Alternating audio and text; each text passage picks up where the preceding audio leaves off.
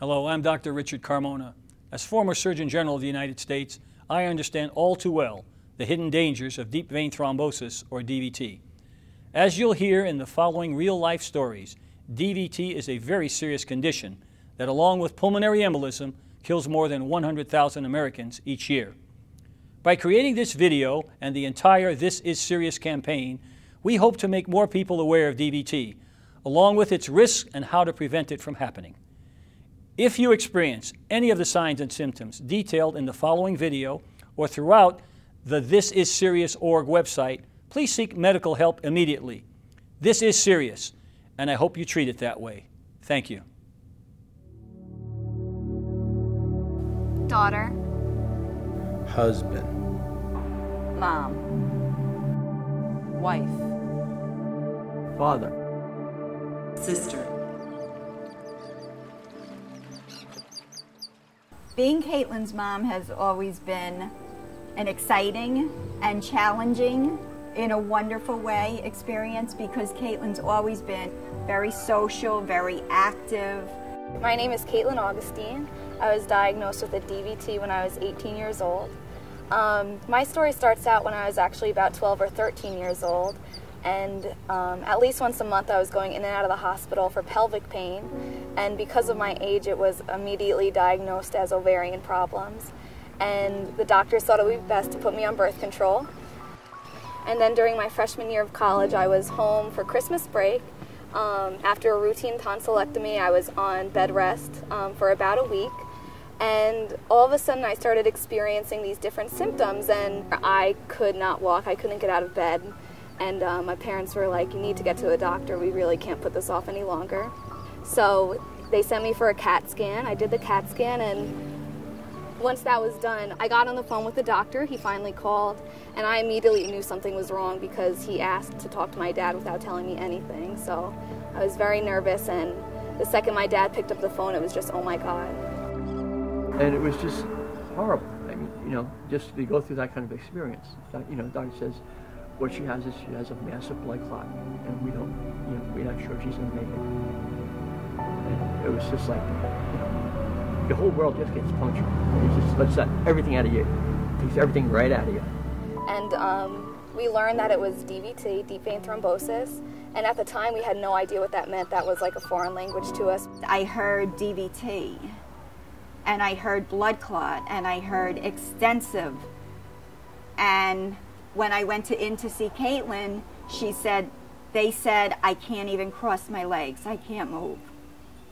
They had me hooked up to the blood thinners, trying to regulate that, and they would just come in and out saying that they didn't know if I would make it through the night, which was a really tough time for me and my family. We, as a family, have had to educate ourselves as to exactly what DVT is. I think the hardest part, even more than the physical aspect, was the emotional aspect of trying to live your life the way it was, but knowing that's not even possible anymore.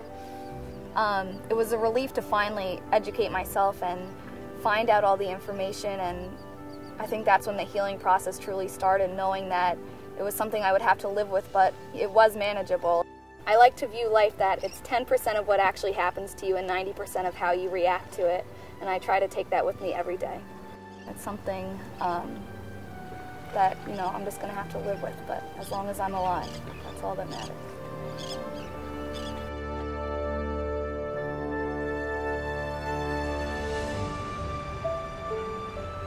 My name is Tracy. In 2001, I'm living in New York City. I'm just starting my new legal job as a lawyer at a law firm. I started to get some pain in one of my legs, on my left leg, in the upper thigh. So I'm having this pain, and it's kind of irregular. I'm not quite sure what to do, so I go to my normal doctor. He looks at my leg and says, oh, you know, you're fine. There's nothing wrong, you know, don't worry about it. So I'm like, okay, well, you know, I'm gonna keep going to work, and I do that, and in a couple weeks the pain gets worse. And I get a call right after Christmas, it was the day after, from Tracy's father. And it was pretty late in the evening, so when you get a call like that, that late, you instantly know, wait a minute, something's not right. I mean, there was concern from her dad that, you know, she might not live through the night. I wound up in the hospital on Christmas after sitting up all night in pain without being able to breathe. And fortunately, a pulmonary internist ordered the correct exam, ordered a CAT scan of my lungs, and that's when they found out that I had a pulmonary embolism. And I stayed in the hospital for almost a month on blood thinners, and it took me almost the rest of the year, about another 6 months, to heal. Well, when I think about the way things could have gone, I do think about how grateful I am, how blessed we are that things turned out the way they did. I was out of work literally for a year of my life. I had to take a step back and really figure out what's important in life, and during that time my health became number one and not my profession. You know, taking the daily medication is something that I have to do, but because I do it, I'm able to have a normal lifestyle. I can do all the activities that most people can do. It's so important to learn about the signs and symptoms about DVT. Women especially need to know when you're pregnant, there's more likelihood for you to get a clot. I just got pregnant, I had a baby. Fortunately, I knew that I'm prone to clotting, but if I didn't, I could have died if I got a clot. So please find out about the signs and symptoms, learn about, the fact that you can have a loss of breath, you can have, pain and swelling in your leg. Learn about it. Knowledge is power, it's important. This is serious. I'm Debbie.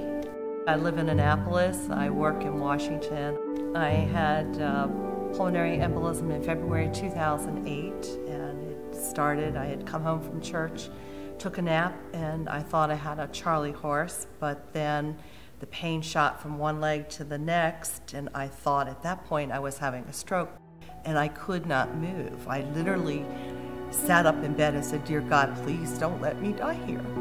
A buddy of mine called me on Sunday morning asking me what's going on over there. I replied back, "I don't know what you're talking about. I'm 3 hours away." And he informed me that there was an ambulance and a fire truck sitting in my driveway. I was in the hospital for 3-4 days, and then they told me I would be home for 6 weeks. After I got out of the hospital, I started reading about the risk factors, trying to figure out what could I have done to know that I was at, probability of getting this. I realized that post-hysterectomy, I was on a medication that really increased the probability of me getting something in the leg and ultimately in the lung. Of course, I didn't know this at the time. And also, at the time, we had a couple long trips. We'd gone across country, and there was a very large ice storm that delayed travel, so you're in a sedentary position for a long period of time. And then, of course, is the weight factor. So post getting this condition, made some life changes. I've always had in the back of my mind as to what life might be like. And I guarantee I wouldn't want it to be any other way than the way it is now with her surviving this. My advice to women is to know your risk factors, know the symptoms, and get help, because it could be too late. I think of the activities with our family, whether it's everyday sports or the running around we do with school activities, and looking at Dad's big birthday coming up, the big wedding coming up, all these things. I could have missed them, and I'm really thankful that I didn't.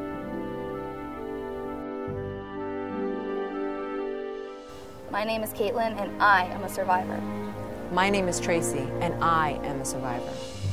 My name is Debbie, and I am a survivor of DVT and PE. This is serious. This is serious. This is serious. To learn more about DVT, visit thisisserious.org.